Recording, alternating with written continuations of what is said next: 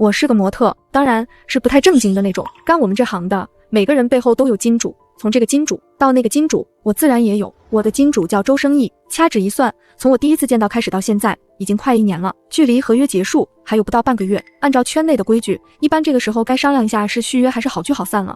毕竟咱们这行就吃青春饭，遇到个好金主不容易，要是不续约，我也得抓紧时间找下一位。摸着我所剩不多的良心说，其实我挺满意周生义这个金主的。他要是愿意跟我续约，我得举双手双脚庆祝。可惜，根据我对周生义的了解，他太招人了。当男人的财富和权力到达一定地位，身边自然会有源源不断投怀送抱的新人。我再是使尽浑身解数，可人类身体的极限就摆在那儿呢。在一起1年，啥花样都玩遍了。周生义对我已经没了新鲜感了。半山腰的别墅，占地快500平。这是周生义拨给我住的地儿，他的每一任情儿都住这里。我也不清楚我是第几任，一想到再过半个月我就得和这大别墅告别，我就忧郁。快半夜的时候，我被保姆叫醒了，说是周生义来了，我自然得去伺候着。干我们这行也不是表面那么轻松，眼一闭一躺就行的，有眼色会来事之外，还得要有点运气。要是跟了不太好的金主，不仅钱没了，人也得毁了。我入行3年，身边好几个同事这辈子都得和尿不湿打交道，我算运气不错。周生义除了在那事儿上喜欢折腾我之外，没别的缺陷，够大方。匆匆披着睡袍下了楼，周生义已经躺在沙发上了，半眯着眼，周身带着酒意。保姆泡了蜂蜜水过来，我自然接过，体贴地递到周生义嘴边，夹着嗓子低声唤他：周先生，喝点吧。他姓周生，但他的怪癖是不爱别人唤他周生先生。我是享了没文化的福，以前压根儿不知道还有周生这个复姓，误打误撞入了周生义的眼。据周生义说，很多人见他第一面就恭敬唤他周生先生，但他那时候只想一个巴掌扇过去。周生义勉强喝了2口，眉头就皱起来了。我赶紧把杯子拿开，他身上的酒味和混杂的香水味交织着，其实熏得我很上头。但我面不改色的伺候他脱衣脱袜，又打了热水，仔仔细细将他身上擦拭过。周生义还有意识，甚至会配合我抬头抬胳膊。小林，你跟我多久了？周先生，快1年了。周生义点点头，那合同快到期了。我心里一蹬，心想这是要聊合约了，要是不续约，也不知道我能拿多少分手费。周生义是大方的人，要是钱给够，我以后就不干这行了。可惜他问完这个问题就没了下文，我坐在旁边等啊等，只等到了周生义睡着的呼吸声。4日，我朋友约我去美容院，这要在我18岁以前，我是怎么也想不到我也会如此频繁地出现在美容院这种地方的。做这行卷得很，别看赚得多，其实花销可大。新人一茬接一茬的冒出来，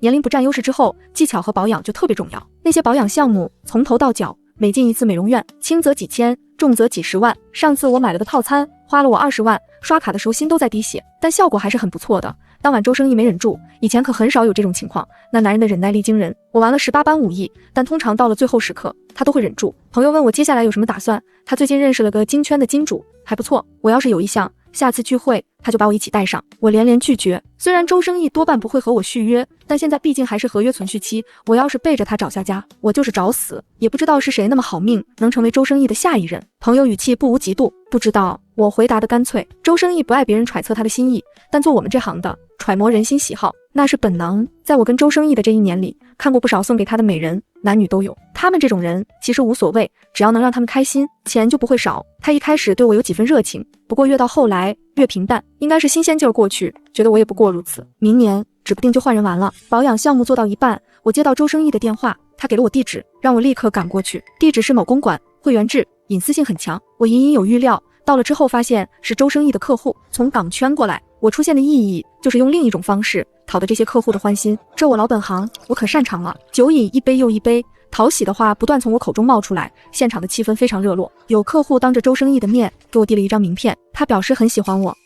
我不留痕迹地瞥了周生义一眼，想探究他的态度。可惜周生义这个人我从没猜透过，我看不穿周生义的情绪。我不算聪明，但好在我足够谨小慎微，当着周生义的面，我不会做任何一点可能会让他不高兴的事，所以我婉拒了这位客户，表示我生是周生义的人，死是周生义的死人。现场的人都被我逗笑了，除了周生义，他依旧岿然不动地坐在椅子上，用那双我从没看透过的眼神盯着我。我回以灿烂的笑容。这些大人物的会面，饭局的结束从来不是终点，而是起点。战场转移，偌大的包厢，茶几上已经摆满了各种昂贵酒水。妈妈桑带了一群人进来，有男有女，像摆在架子上包装精美的货物，任人挑选。我看到其中甚至有刚成年，做我们这行的眼睛得毒，真年轻还是假年轻，我一眼就看出来了。周生义懒懒的开口，把那个刚成年留下了。我顿时警惕起来，我不怕玩心机耍手段，但年龄这个东西我永远无法战胜。我是装纯，但人家是真纯呐。第一次接客，周生义问他，小年轻羞涩又紧张的点头。他笨拙的给周生义倒酒，估计是太紧张了，酒都洒出来了。周生义没生气，只给了我一个眼神。我会意，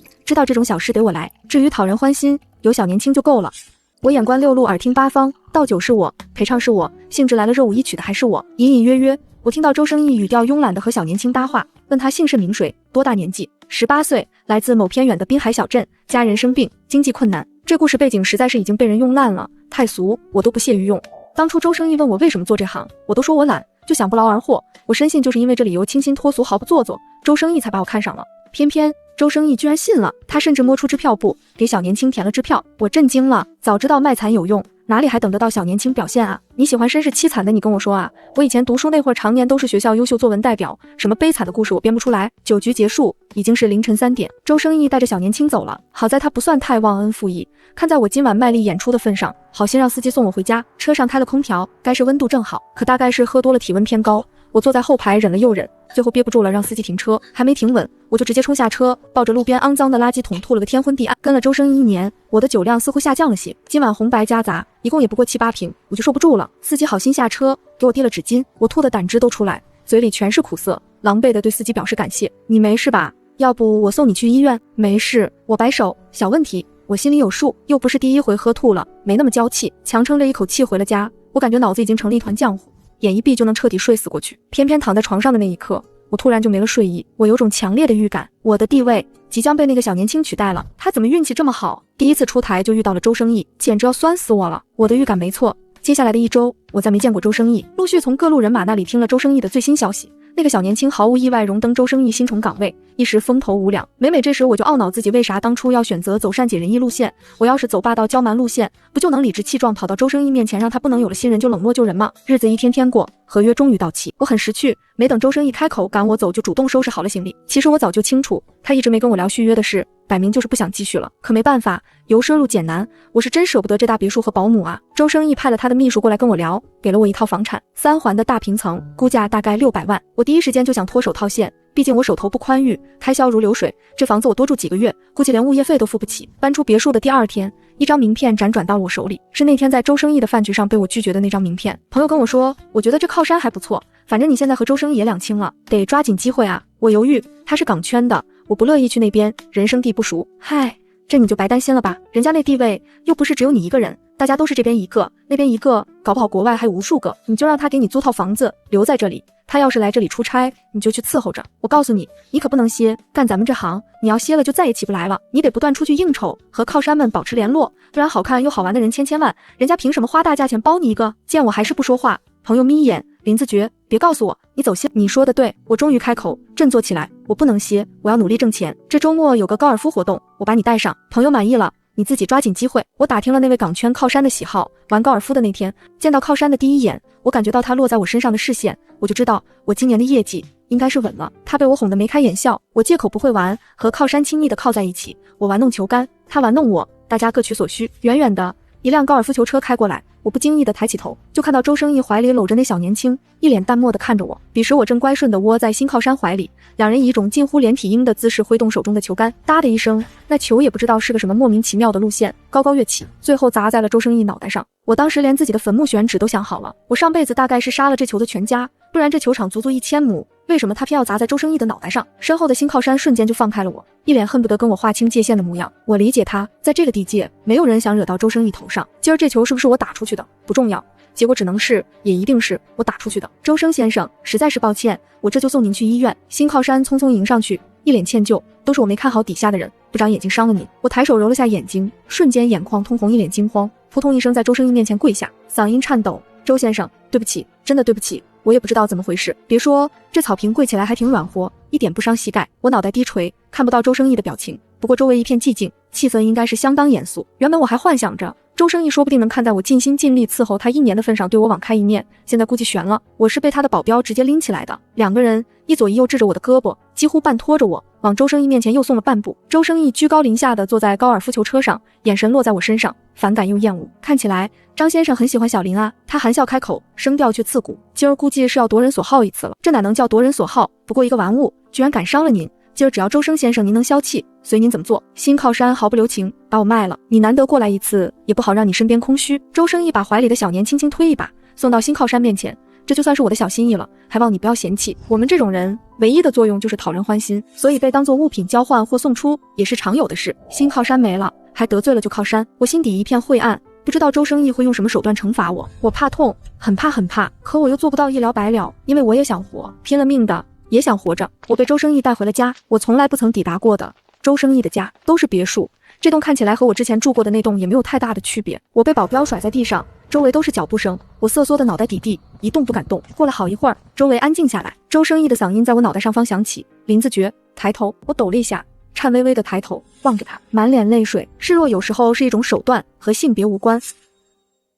我以前不爱哭，因为知道哭了也没人心疼，所以轻易不让自己落泪。后来做了这行，发现那些男人是真的喜欢看我们哭啊，他们喜欢被弱者崇拜，更喜欢把弱者踩在脚下，狠狠碾压。哭什么？周生义问我。潜意识里，我觉得他现在心情似乎好了些，因为他的坐姿明显比在那个张先生面前更放松了些。我大着胆子爬到他面前，可怜巴巴的把手放在他的膝盖上，一脸委屈。周先生，您原谅我好不好？我真的不是有意的。周生义眸色晦暗不明，伸手捏住我的下巴，力道不重，指腹甚至轻柔地抚摸着我的颈子。你的新靠山抛弃你了，什么新靠山就靠山，我只想要周先生您一个靠山。我眨眼，眼泪就落下来。可是您不要我了，有了新人，我这个旧人就入不得你的眼了。这话之前怎么没听你说过？周生义问我。我扯了下嘴角，垂下眼睑。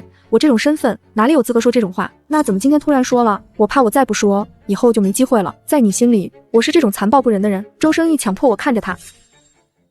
傻子都知道这时候千万不能说实话，可我要是说假话，周生义也不能信啊。怎么办？怎么办？生死在此一举。我咬咬牙，伸直了后背，仰头吻上周生义的薄唇。听说薄唇的人大多也薄情，我觉得老人这话是有道理的。周生义没有推开我，但也没有接纳我。我闭着眼，小心翼翼地吮着，手颤抖地去解周生义的皮带。对于用身体取悦男人这种事，我已太得心应手。只要周生义能让我做到最后一步，今儿这事就算过了。我卖力地伺候他，跟了他1年，我很清楚怎么才能取悦他。明儿搬回来吧。他道，东西也不用收拾了，让人重新去买就行。我不知道这算不算因祸得福。我又回到了周生义身边，但这次他没跟我签合约。不仅如此，他也不再像之前那样只是偶尔来这栋别墅，他直接住了进来。朋友都夸我手段了得，居然能挽回周生义，而且看这架势，我搞不好真的能转正。这个转正当然不是指的能当正宫，而是指我有资格跟着周生义，不再是合约制，而是长期的、稳定的，真的能把他当我后半辈子靠山的那种关系。可惜我吃了药，不能生，不然给周生义生个一儿半女，我的地位就彻底稳了。对于这些话，我是不可置否。别说我不能生了，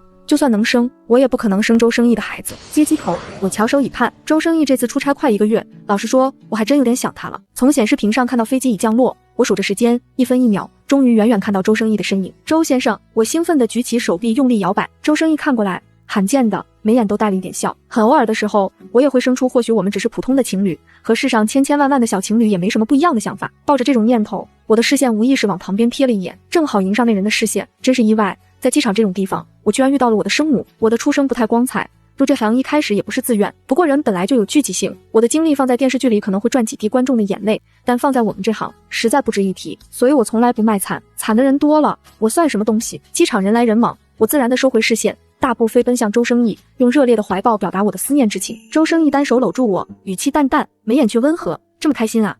很开心。我用力点头，他低笑一声，显然被我取悦，难得在外人面前主动牵了我的手，我简直是受宠若惊。毕竟周生义随行众多，我的存在虽然公开客观，但身份始终是上不了台面，他是极少在外界和我这种人亲密的。我全心全意只看着他，一是为了解思念之情，二是为了不让自己的视线飘向不该飘的地方，但最终还是没忍住。我偷偷回头，我的生母正一脸笑容的和一名年轻女子亲昵说笑，那大概是我素未谋面的我同母异父的妹妹。看什么呢？周生义问。没什么。我连忙收回视线，小心翼翼地讨好道，周先生，下次您要是再出差这么久，能不能把我也带上呀？他不回答，我突然就意识到我这话似乎逾越了，正想着该说点什么找补一下，就听他问，怎么想跟着我出去玩？不是。我皱皱鼻子撒娇，是和您分别太久了，我想您呢。这么粘人啊？周生义叹了一声，他表情似乎有点困扰，但他的气场是温和的，所以其实我的这个请求并没有让他不悦。那下次我让秘书通知你一声。他挠挠我的下巴，像是逗狗，这也没什么不好，毕竟有钱人家的狗过得比穷苦人家的人好得多。当天晚上我被折腾狠了，周生义就像饿了许久的狼，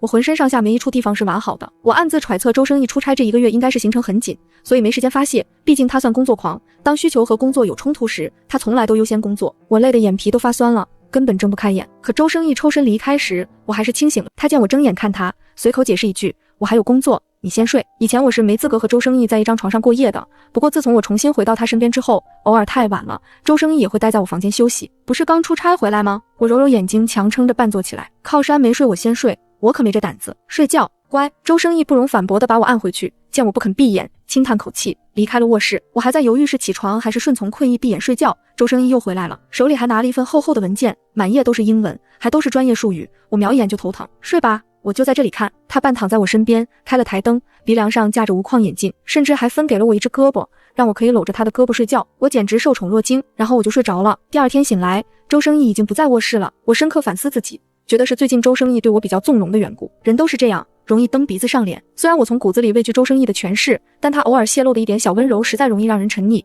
虽然我一再提醒自己不可掉以轻心，但还是会不自觉放松警惕。我一边胡思乱想，一边坐在床上进行了简单的拉伸运动，缓解昨晚的过度操劳之后，才随手拿起床头柜的手机，一解锁，未接来电10几个，分别来自我的生父与生母。自打我入这一行开始，他们给我打电话从来只有一个目的，要钱。我就是他们的提款机。我是被我生父领入这行的，他欠了债，拿我去抵。我跟的第一个靠山就是我生父的债主。那会儿我还生涩，也没啥讨人欢心的本事，受了不少罪。第一任靠山没多久就对我腻味了，把我送去训练了几个月，在一次酒会上把我送给了第二任靠山。第二任靠山有些私人癖好，好处是非常大方，我靠着他还清了我生父的赌债。后来我生母不知从哪儿听说了我能赚大钱的消息，给我打电话说缺钱，我不给，他就跑到我住的地方来闹，甚至打扰到了我的工作。因为这个，我被第二任靠山删掉了一颗牙，所以我搭上周生义之后，一直对他们有求必应。我很怕他们再次搞破坏，挣钱很难，想好好活着更难。做这行赚得多花得多，再加上生父生母无底洞的需求，我的日子过得很是紧巴。其实我也考虑过和他们断了联系，但这行进来容易出去难，而且现实是我也习惯了如今奢靡的生活。离开这行，我没技能没文凭赚不了钱，我活不下去。想到这里，我面无表情地给他们回电话。生母果然是要钱，他昨天在机场看到我和周生义相处的画面了，觉得我攀上这么大一棵树，之前给他的钱还是太少，要我翻倍。我没这么多，我说我找房管局的朋友查了，你名下有套房，你过户给我吧。生母理直气壮，你妹妹毕业回国，正好需要一套房子。不可能，我拒绝。林子爵，你该不会以为你找了得力的靠山我就拿你没办法了吧？你信不信我要是去周生义公司门口闹2天，周生义肯定立马甩了你？我信，毕竟我前一任靠山就是这么没的。靠山找我是为了玩乐，为了解压，可不是为了给我收拾烂摊子的。我沉沉吐一口气，你给我点时间，你尽快，我可没什么耐心。他哼了一声，挂了电话。我稳了稳心神，又给生父回电话，你最近很得周生义欢心啊。生父说，我这里有件事需要你做，事成之后，我保证再也不找你要钱。什么事？你去偷一份文件，跟 X 公司的并购案有关的。我没读过几年书，但我知道需要我去偷的东西，肯定不是一份单纯的并购案文件这么简单。如果我拒绝呢？我问，你拒绝的话，我会死。生父咬牙，我死肯定会拉上你这个垫背的。我挂了电话，发什么呆？卧室门不知何时被打开，周生义暴毙靠着门口看着我，也不知道站了多久。我心慌，不知道他听了多少。没什么，醒了就起床。周生义说，下楼来。我浑浑噩噩的起身洗漱，下楼一抬眼愣住，客厅不知何时换了布置，到处都是气球，最中央那面墙之前挂的是一幅价值几亿的名画，现在被取下来，用气球贴了 Happy Birthday 几个字母。周生义站在楼梯口，手里拿着礼花棒，砰的一声，礼花洒我一身。林子爵，生日快乐！我太久没过生日了，以至于当我看到满屋的礼品盒，看到摆在客厅正中央的双层蛋糕，我第一反应不是欢喜，而是陌生。今天是我生日吗？好像不是吧。我茫然，下意识想去看手机，怎么不高兴？周生义敏锐察觉到我的情绪，脸上的笑意淡了一些，我瞬间慌了，立刻上前，脸上挤出灿烂的笑容。不是，我就是太惊喜了，不知道该怎么反应才好。周先生，你是第一个给我过生日的人，我真的很开心。我自己什么想法不重要，不能扫金主的心才重要。我是今天这场生日宴的主角，但导演是周生义，演员不过是按照导演的要求，如实出演剧本上的内容而已。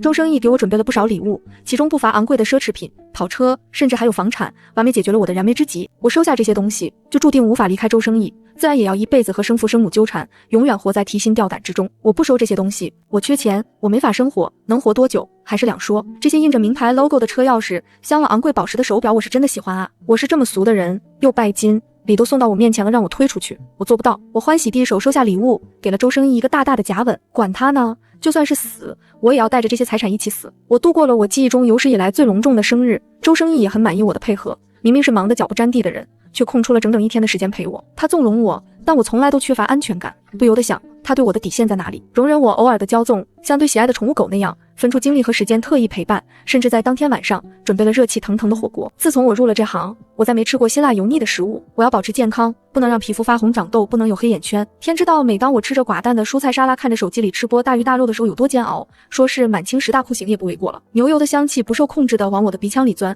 我深呼吸一口气，咽下口水，忍痛拒绝。周先生，还是算了吧，你不喜欢。周生义说，我记得你是 C 市人。C 市火锅之乡，喜欢。我窘迫的回答。但是靠山今天为我准备了这么多的惊喜，今晚我怎么也得表示一下的。但我太久没吃辣了，胃不一样受得了，万一淋到头了掉链子，画面太美，我不敢想象。周生义看出了我的欲言又止，拉开椅子让我坐下。不用担心，他弯腰在我耳边低语，这几天我都会很忙，放过你了。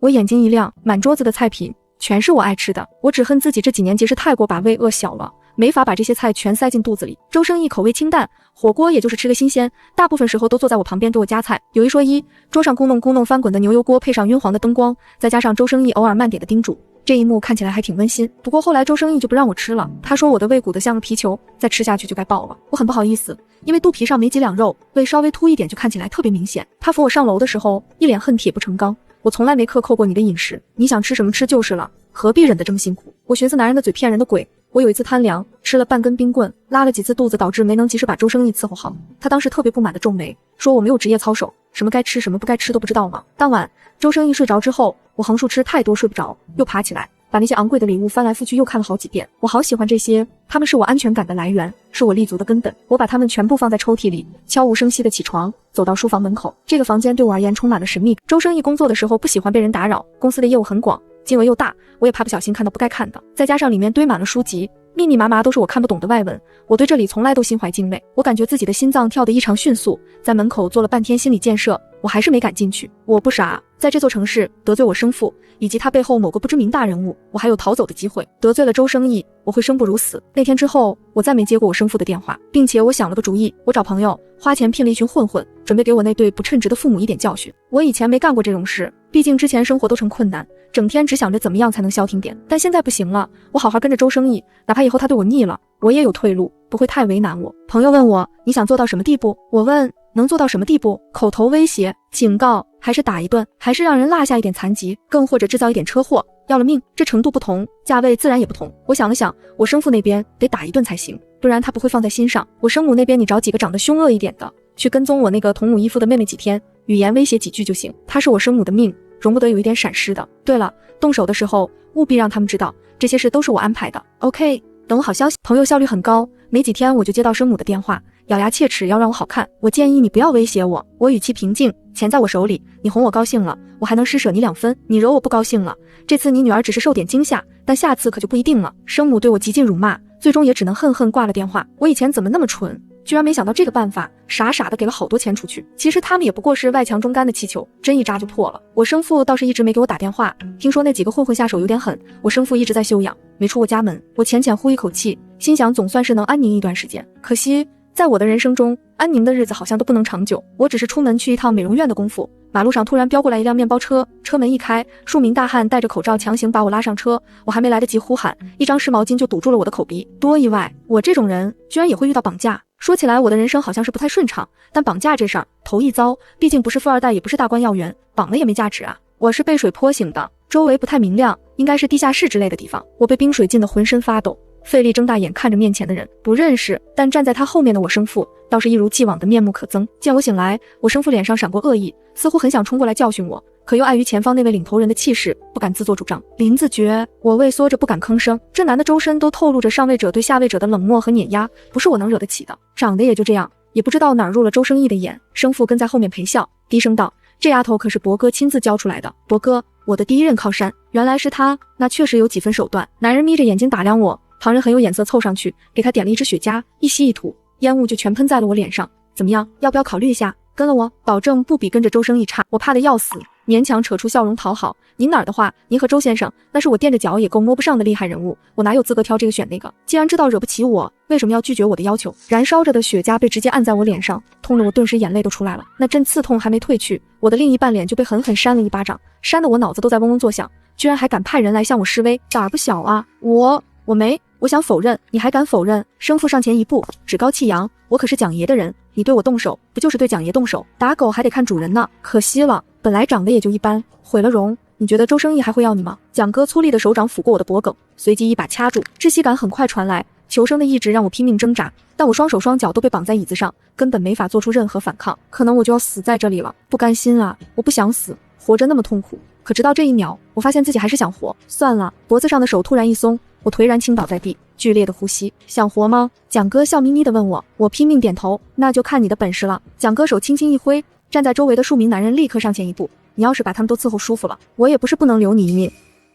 我蜷缩在地上，无力地看着这一幕。摄像机架起来了，正对着我。我又听到蒋哥说：“好好干，这部大片的第一位观众就是周生义，你知道该做些什么吧？”我垂眸，不知道。看看我这些手下，个个年轻雄壮，周生义那块40岁的老男人能有他们厉害？你就对着镜头实话就行，没有一个男人能接受被嘲讽能力不强。我是周生义的身边人，亲密的是做过无数次。如果我对着镜头一边面露享受，一边直言说周生义不如这些混混，我能想象得到周生义会有多颜面尽失。可我想活着，哪怕只是多活几天也好呢。我垂下眼眸，脸上刻意露出被教训过的小意逢迎的笑。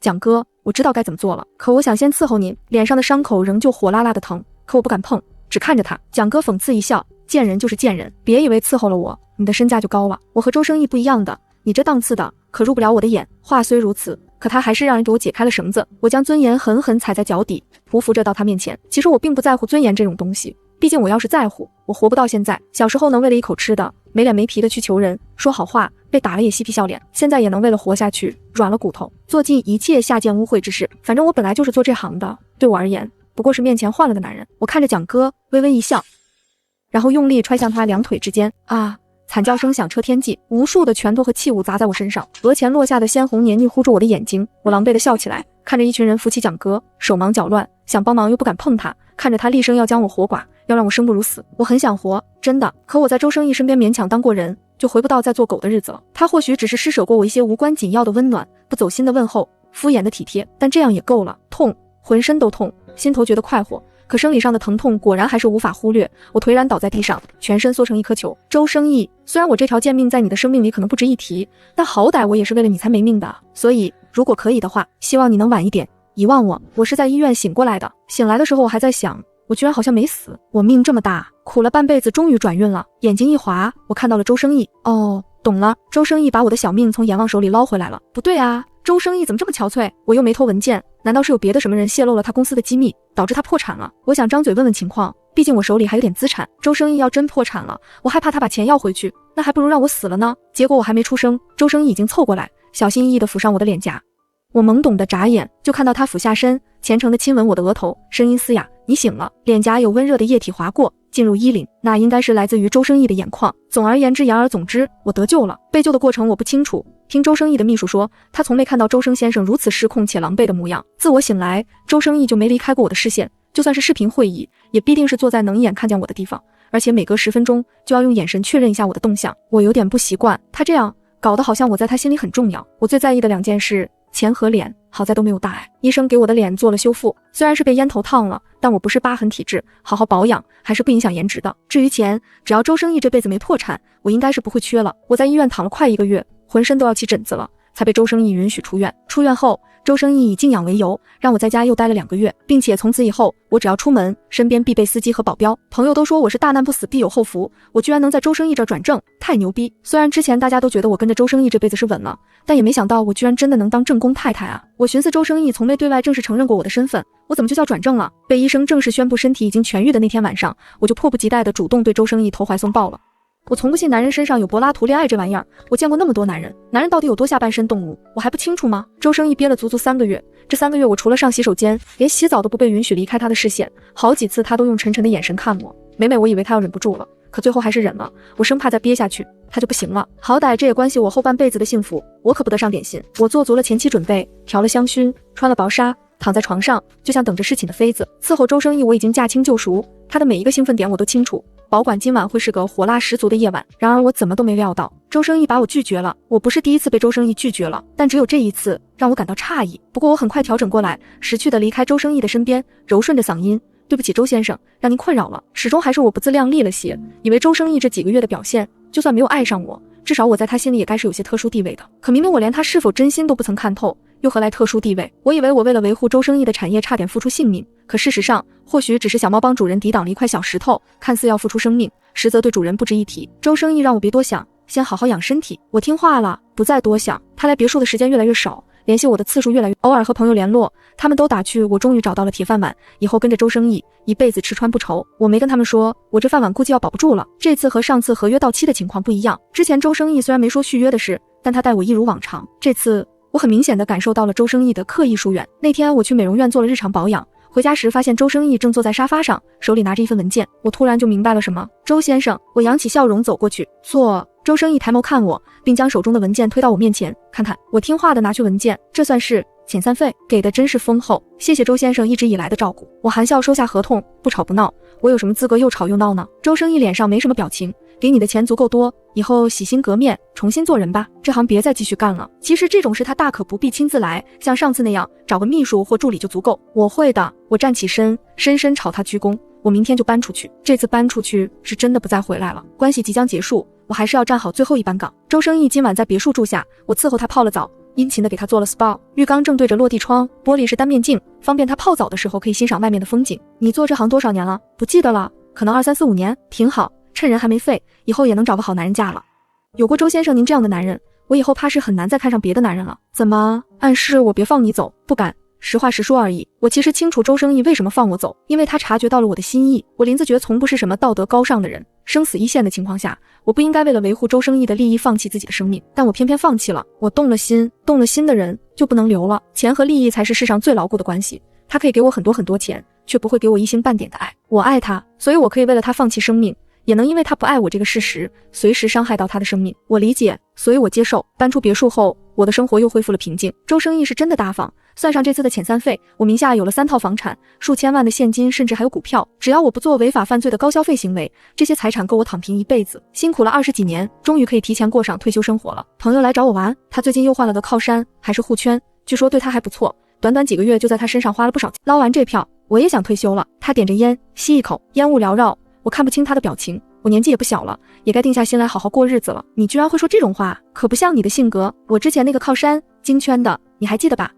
唯一一个提前跟你解除合约关系的。我记得你临走时还大捞了一笔，当时还特别得意跟我炫耀来着。他破产了。朋友有点怅然。我前不久才知道，我捞的那一笔估计是他当时全部的家当了。什么？我很吃惊。他是知道自己要破产了才跟我解约的，还把所剩不多的可动用资产都给了我。朋友掐灭了烟，自嘲一笑。你说这人要做这些事就把尾巴藏好，别让人知道啊，搞得我现在还也不是，不还也不是。你还是想把钱还给他。我看穿朋友的真实想法，不仅如此，你还想把自己赚到的所有钱都给他，陪他东山再起。朋友一脸憋屈，却没否认。你糊涂。我猛地站起来，恨铁不成钢。你知道自己在想什么？咱们这出生一辈子上不得台面，男人的情谊有几个是真的，又有几个能维持长久？你现在念着他对你那一丁点好，等你把钱花了，等他东山再起了，等你年老色衰了，多的是新人出现，比你漂亮，比你讨喜，比你会玩，到时候你拿什么去拼？那你呢？你对周生义不也一样？我哑口无言。女人就是容易心软，身处最不该走心的行业，所以事情的开端都是各取所需，利益交换，前辈的血泪教训历历在目，偏偏我们这些后人永远都重蹈覆辙。至少我拿了钱，这辈子吃喝不愁了。我说我没倒贴，这点我比你强，那是你运气好，碰上了周生义这个永远不做亏本生意的商人。你信不信周生义要是现在破产，你倒贴的速度比我还快？乌鸦嘴呢你！我连忙打住这个话题。结果有些是真的说不得。周生义破产的消息，我是从新闻里看到的。以前我是从不关注新闻的，就我这种人，文化课也没上几年，关注了新闻也没用。不过和周生义分开之后我会看，因为他偶尔会出现在新闻里。周生义怎么可能破产？但事情愈演愈烈，好像是真的。我辗转从几个圈内朋友那里打听了，他们的靠山多少都有些人脉，帮我问了一下，事情属实。朋友也特意给我打点电话，我问了，估计和上次绑架你的是一拨人，冲着周生义来的。周生义的势力在本地太大了，几乎是只手遮天，不把他掰倒，大家永远只能喝汤，吃不上肉。树大招风，就是这个道理。我在家坐立不安了几天，开始计算我的总资产，都是跟了周生义之后才累积下来的。我知道对于周生义而言，我这点资产不过是杯水车薪，不过也算是我聊表心意了。确实如我朋友所料，我劝他时义正言辞，当我遇上了这种事，倒贴的比谁都快，甚至比他有过之而无不及。朋友好歹还想着能和那位京圈靠山在一起一辈子呢，我却是连这种想法都不敢有。我有周生义的私人电话，但他没接，我又编辑了消息发过去，语气很斟酌，且小心翼翼。后来是周生义的秘书给我回了电话，把我拒绝了。林小姐，周生先生说了，谢谢你的心意，希望你以后好好过日子，就不要再操心救人之事了。以周生义的性格，他不收我的心意不见得是真心为我着想，不过是男人面子下不来，不肯接受我这种人的给予。早有预料的事，但我还是遗憾。我知道我和他之间巨大的差距，哪怕是一点小事，我也无法为他做到，但我还是做了自己想做的事。活了这么多年，我能由着自己的性子任性的次数真的不多，所以哪怕是倒贴，我都倒贴的甘之如饴。朋友把钱给我的时候，点着我的额头一直骂骂咧咧，说借那么多钱看我以后怎么还。有人看我可怜不忍心，借钱的时候就说不然再给我介绍个靠山，人品是一般，但出手大方，忍1年就好了。我都拒了，我把那张汇聚了所有资产的卡快递给了周生义，之后就告诫自己两清了，再也不要想他了。我找了份普通工作，又在网上做了自媒体，跟着靠山们混了那么多年，别的不说，世面还是见识过。对于医美和化妆打扮，我也颇有心得。我没有学历，只能另辟赛道挣钱。万幸的是，我的第2条视频就火。我始终觉得我的运气一直都不算太坏，以前爹不疼娘不爱吧，但也没把我饿死。后来没办法做了模特这行，虽然不正规吧，但也就是一开始受点罪，后来融入了也就适应了。再后来上位没成功，周生义不要我了，但也是把我后半生安排的妥妥当当，吃喝不愁了。现在虽然又穷了，但我那从来没点亮过的事业线，居然眼看就要红火起来了，多好！人就是得活着才行，活着才有奔头，才有未来。我白天上班，晚上拍摄，日子那是越过越红火。直到朋友突然给我打电话，说周生义又起来了。我已经刻意不关注他很长时间，现在再听到他的消息，还有点恍如隔世之感。是吗？那挺好的。我真情实意地说，虽然我和他没可能，但我还是盼着他好。你这个性格没救。我过得挺好的，也挺开心的。我还劝他，你要是真打算金盆洗手，你也来和我一起干。我现在有粉丝量了，我可以给你引流，等我真的落魄了再找你。给你打这个电话就是跟你说一声，让你放心，以后别再牵挂他了。其实真不用打这个电话，我大概是一辈子都不可能不牵挂周生义，但我也做好了一辈子都再不跟他见面，再不看他任何消息的准备。别看我脑子不聪明，其实我机灵着呢。会让我难过和失望的人和事，我从来都不抱一丁点期待。就像我从不奢望父母会疼爱我，也不奢望周生义会另眼相待我。生活圈子打开了之后，我认识了很多新朋友，他们不知道我以前做过模特，不知道我有过靠山，他们觉得我性格好，能力强，还见多识广，留言里全是对我的夸奖。我心里其实有点隐隐的不安，这或许有个名词叫创伤后压力心理障碍症。我这种人不该过得这么顺利，赢得大家的喜欢。他们眼中的我是完美的，没有缺点，但我明明满身泥泞。直到网上开始出现我的黑料，铺天盖地的谩骂，我突然就踏实了。我一面笑自己不正常，被骂了还高兴，一面制作了诚恳的聊天视频，过程甚至算得上愉快。我没什么好对我的过去隐瞒的，那些是一件一桩，集合起来造就了如今的我。我会被打倒，但我永远不会趴下。我做好了不会被接纳的准备，想着这段时间挣的钱也不少，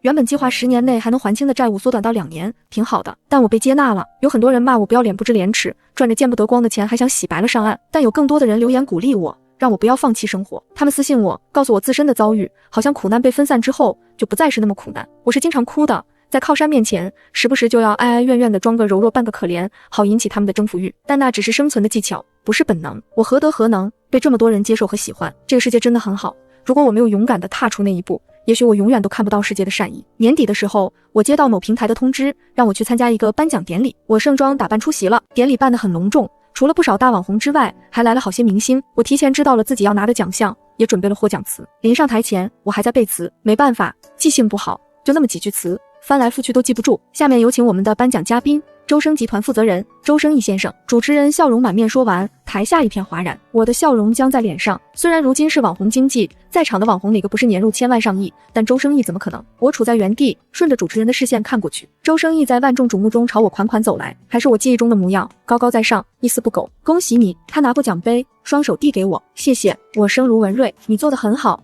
远比我想象的更优秀。周生义和我握手，我们并肩站在一起，面对台下观众。我从没想过还能有这一天，我光明正大站在周生义身边，接受众人的鼓掌。林子爵，周生义唤我，要不要到我身边来？我不吭声。这一次是名正言顺，光明正大，以未婚妻的身份。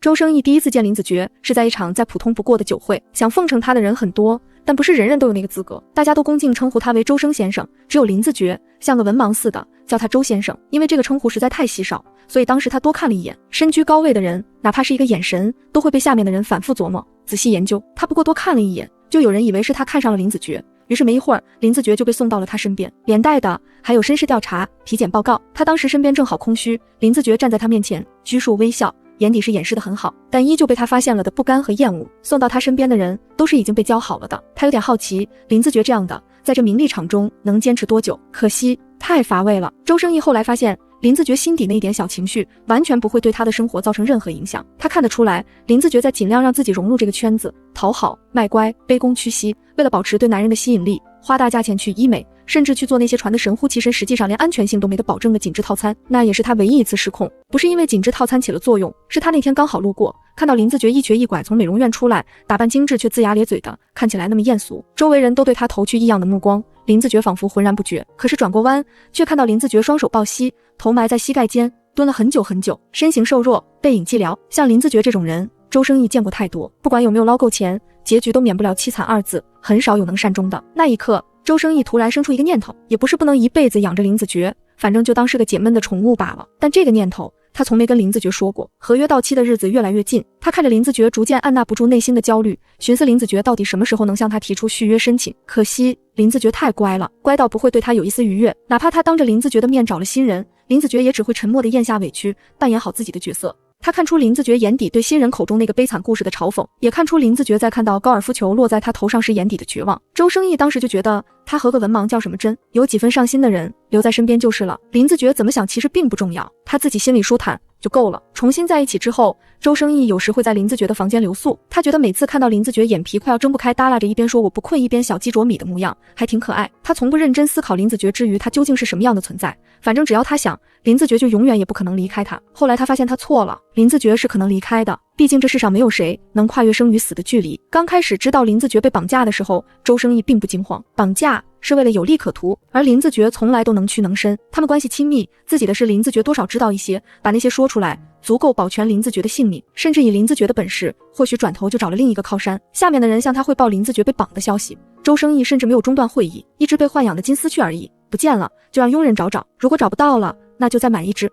直到下属传来消息，林子觉找到了，但生死未卜，脸已经彻底肿得看不清原来的面目了。林子觉该庆幸只做了医美没做整容，不然光是假体就够戳穿他的脑子，肋骨断了好几根，脏器也有受损，手脚都被折磨得扭曲变形。现场传了视频回来，周生义只看了一眼就扔了手机，然后下令立刻赶往医院。林子觉被推进抢救室，整整9个小时，从天黑到天亮，在推出来时浑身都插满了管子。他很忙着解决公司的各种问题，忙着应付对家的公结。林子觉被送往 ICU， 只能固定时间探望，所以他留在医院其实也没什么用。但周生义还是想遵从内心的真实想法，一直留在医院没走。医院的居住条件自然不会太舒适，即使精力充沛如周生义，也难免憔悴，但他憔悴的速度远不如林子觉。这个人静悄悄躺在病床上，日复一日的衰落下去。医生说病人的求生意志不强，所以才会迟迟无法苏醒。周生义心中嗤笑，骗子，若是真的不强，怎么会拼了命的吊着那一口气等到他的救援？他从不在乎自己对林子觉究竟是何种感情，却在那一刻突然有些懂了自己的内心。他在潜意识里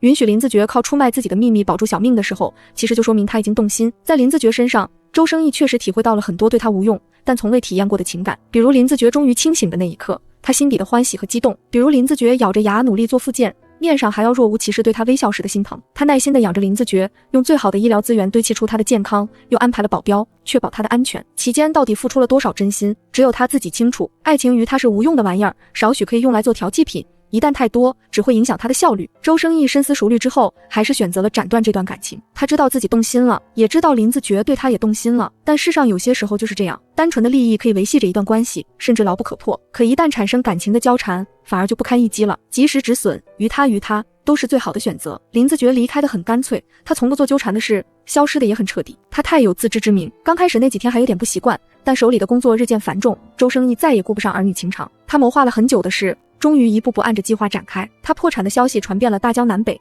然后就接到了林子觉的电话，他没接，对方又发了消息过来，一如既往熟悉的讨好语调，生怕引起他的反感。周生义让秘书回了信，但没多久他还是收到了一张卡，卡里的数目比他预计的还多些，估计是林子觉找了朋友，好歹都是有靠山的，手里的钱不算太多，但凑一凑也将就能看。只是林子觉明明已经答应他不再干这行，借这么多钱他打算怎么还？后来他知道了，林子觉去做了自媒体，并且小火了一把。按照您的吩咐，我昨天恰好偶遇了林小姐。秘书向他汇报，他看起来精神状态还不错，说自己的事业上正轨，有很多粉丝喜欢，也赚了不少钱。是吗？可据他所知，他的每一条视频下都有谩骂，说他丑，说他做作。前几天才爆出来他以前做过模特，有过靠山的事。现在网上全是林子觉的黑粉，否则周生义也不会刻意安排了这场偶遇，他怕林子觉会想不开。林子觉就是这样的，对自身的伤痛从来都云淡风轻的掠过，可能是知道没什么人关心他，他露出难过的表情也没用，但他清楚的知道林子觉的柜子里藏着药，那药是一颗一颗累积起来的，累积了很久，但林子觉一直没有吃下去。合约到期了，又把林子觉叫回来，